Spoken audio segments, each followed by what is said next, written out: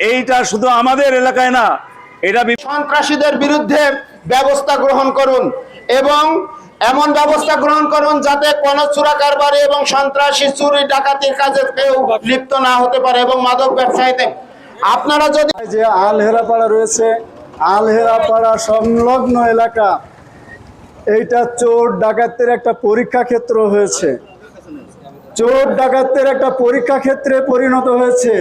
আমাদের মনে হয়েছে ঝিনাইদহ বা যে কোনো এলাকার বড় বড় যারা সন্ত্রাসী এবং চোর ডাকাত, তারা তাদের চোরের প্র্যাকটিস, চুরির প্র্যাকটিস, ডাকাতির প্র্যাকটিস, খুনের প্র্যাকটিস এইগুলো আমাদের এই এলাকায় করা শুরু করেছে। অত্যন্ত লজ্জার বিষয় যে আজ 15 দিন মাত্র, এই 15 দিন সময়ের মধ্যে 12টা মোটর সাইকেল এই এলাকা থেকে, বিভিন্ন ঘর থেকে, বাড়ি থেকে ভেঙে চুরে বের করে নিয়ে গেছে। আমরা বিভিন্ন পর্যায়ের এই সন্ত্রাসী কার্যক্রম, এই মসজিদ পর্যন্ত, আলহেরা মসজিদের ভিতর থেকে পর্যন্ত টাকা পয়সা ভেঙে চুরে নিয়ে চলে গেছে। আমরা লজ্জা পাচ্ছি এই কারণে যে ঝিনাইদহ সদর থানার এই ঝিনাইদহ শহরের উল্লেখযোগ্য এই প্রকাশ্য জায়গায়, যেখানে সরাসরি পুলিশ এসে নিয়ন্ত্রণ করতে পারে, সেই জায়গায় পরপর সিরিজ ডাকাতি চলছে।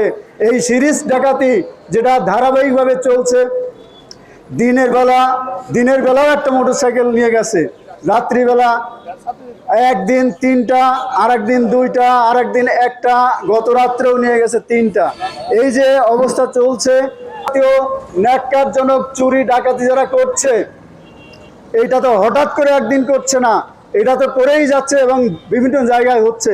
সুতরাং এই জাতীয় বড় বড় চোর ডাকাত যারা আছে, তাদের যোগাযোগ ঠিকানা বা তাদের পরিচিতি প্রশাসন বা আইন শৃঙ্খলার লোকজন এটা উদ্ধার করতে পারে না বা জানে না, এইটা আমাদের বিশ্বাস করতে লজ্জা হচ্ছে। সুতরাং আমরা থানায় গেছি, কথা বলেছি, বিভিন্ন সময় আলোচনা করেছি, তারা আমাদেরকে মৌখিক আশ্বাস দিয়েছেন প্রয়োজনে ব্যবস্থা গ্রহণ করবেন। কিন্তু অত্যন্ত দুঃখের বিষয় যে আজ পর্যন্ত এই চোর ডাকাতদের কোনো সন্ধান তারা বের করেননি বা করতে পারেননি। উপরন্তু একটা মোটরসাইকেল সহ একজনকে, আপনারা জানেন যে চুরি, ছিনতাই, ডাকাতি ঘটেই যাচ্ছে, প্রশাসন নীরব ভূমিকা। প্রিয় বন্ধুগণ, আমরা আজকে দাঁড়িয়েছি, এখানে উপস্থিত হয়েছেন আমাদের সম্মানিত চেয়ারম্যান আলাদা সোসাইটির মাওলানা তাজুল ইসলাম সহ, আমার প্রধান শিক্ষক মোস্তফা কামাল সহ, আমার বড় ভাই তাজুল সহ, আমার অভিভাবক এবং প্রিয় সাংবাদিক ভাইরা। বক্তৃতা দীর্ঘায়িত করবো না, শুধু 1 মিনিটে বলতে চাই, লাউন্ড ক্লিয়ার, সাউন্ড ক্লিয়ার। আমরা চোর থেকে মুক্তি চাই। মাননীয় জেলা প্রশাসক, মাননীয় পুলিশ সুপার, মাননীয় ওসি মহোদয়কে দৃষ্টি আকর্ষণ করে বলতে চাই, আমরা এটাকে পরিত্রাণ পাওয়ার জন্য আপনাদেরকে বিশেষ অনুরোধ করছি, বিষয়টি গুরুত্বের সাথে দেখে যথাযথ ব্যবস্থা গ্রহণ করবেন, এই আশা প্রত্যাশা রেখে আমি এবার বক্তৃতা শেষ করেছি। সবাইকে ধন্যবাদ।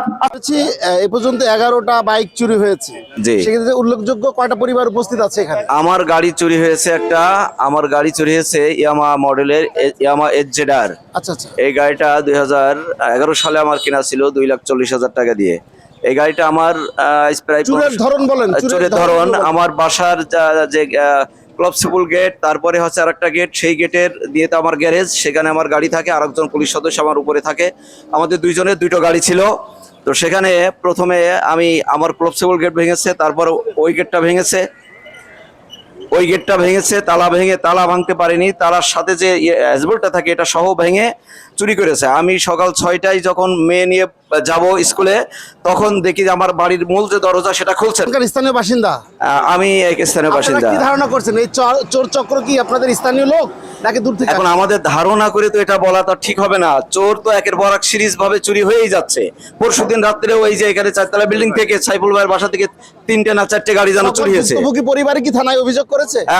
আমার ঠিক জানা, আমারটা আমি করেছি, আমি থানায় অভিযোগ করেছি, এবং আমি যেদিন অভিযোগ করেছি তার পরের দিনই 3টে গাড়ি সহ একজন চোর ধৃত হয়েছে এবং তাকে পুলিশ গ্রেপ্তার করে থানায় দিয়েছে, তাকে রিমান্ডেও নিয়েছে শুনছি, কিন্তু আমার গাড়ি তো উদ্ধার হয়নি এ পর্যন্ত।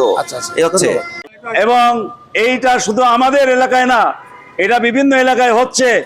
এটা আমরা প্রতিরোধ গড়ে তুলি। আল্লাহ তাআলা আমাদেরকে কবুল করুন, আমিন। আসসালামু আলাইকুম ওয়া রাহমাতুল্লাহ।